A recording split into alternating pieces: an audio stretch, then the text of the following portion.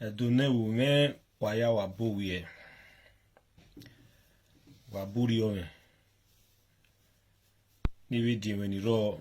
waya walani runda we doing going on ihin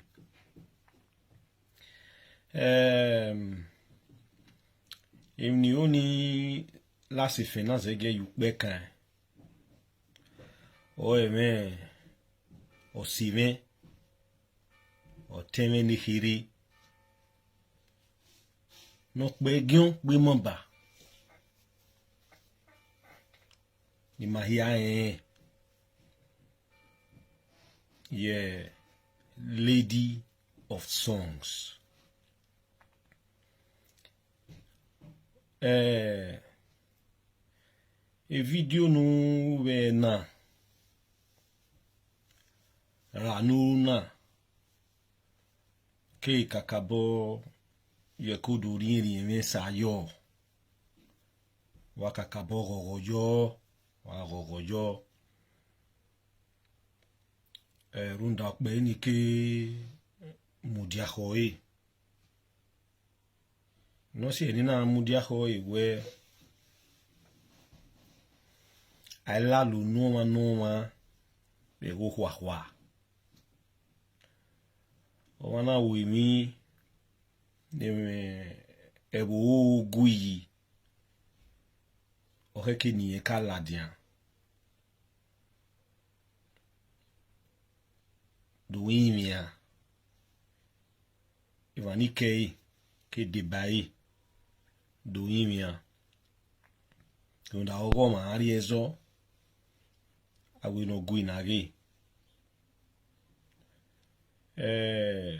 yen wo ma no kakabo hedu o hirunda o be do pataki hin o se hena kzege pitana noe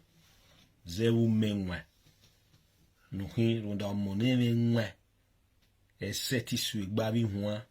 no we soni itania pe na o akakabo understand o da fun we ari kakabo understand runda we do pataki eyin e bi hin ebo na me gian agahue I give ahue lava o if you dey bath in the midst of your enemies, no let soup enter your eyes. You na me gian agahue I give ahue lava o o se na zege la dia wo David ya do la se fena buye de la se feni ya gwiwe dogun ni age yi ti hen no rien ire yin menu tai wa dan mi ho video nu ya apologize ni we do ni mohu ni ha we ru gban wa apologize ni uwesi no na apologize wọ́n ṣe na wo esi obori sin ho ana ga pon obo na wo no wa we pon ho de to mari hu ege fi ma ya fefe no ri mo wo eno ma unda no sunu okwe ago address ago amugbe imani gogo yo se we edo mohu yo o awo pegion pe maba ni huima onyo mane na ge Canada ahwege bi Germany ahwege Australia pa yari e wona na me gian aga hue agiva hue lama o edo omona wi mi dan ona do ladian do hawe yin teta yin magita ra na la ho wo na yo hin ya bien agi mi e wo boni wa nda edo ga you marry awo gifi were mani bi edo on vient ma ya mo we o ga mu mane akama odo alogo aike yabo so pon parun o ma yi la o ma yi pe gbe wa la ho wo iwe do ni lobinu edo ne ko yara edo no bayi edo na gbebe no ba edo no isi agbon asore dodo odion do aye bi soro ma yan ye wi odion na laho mene otunwa o wiwa chasi no wo via soge no yemsi papi lori ovan kaka bomu ekperi utodo imia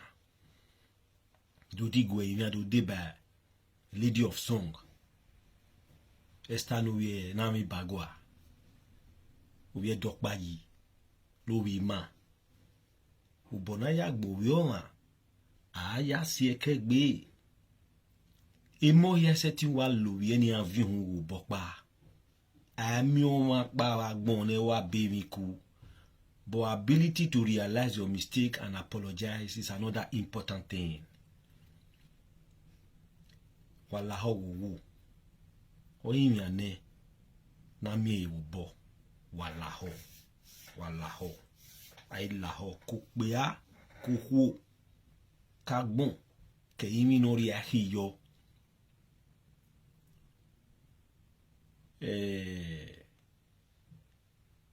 Ai laho wo. Qui no tiebo, qui no guyo, wa ma guijo, so pompano, o mora ou imidan, a eti wakwe, nekme ya we negbe a yeviriye lawa, o mwa ilane na igbe ude, e agi boe, ade, o wavene, lady of songiye, ona rere fien ona rere biele mari ma we dede no o ma yivi la na boude o ma livi la na advice wala ho wo wala ho nari giodu ne na nirun ne nari TV wegbe ne egene avec la partie na sunu bikinigbe obi ese wi sa enoma ina la diando kawe klapate give no ye e wani bumo yo but ne do ama nu tsilo ama e imeye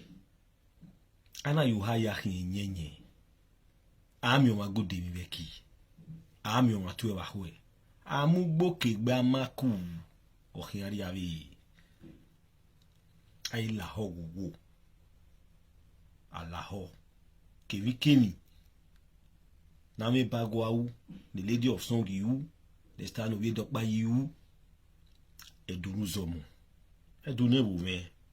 na guka mi no re you wa ya you bo we ho walaho ai laho agbe tin mia yimia e ire do yimia ta laho wo na mwezofwa nari e lawa unwere no mebe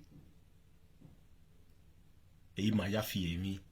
nari e lawa ronda mi ayewi kun wa unu ayata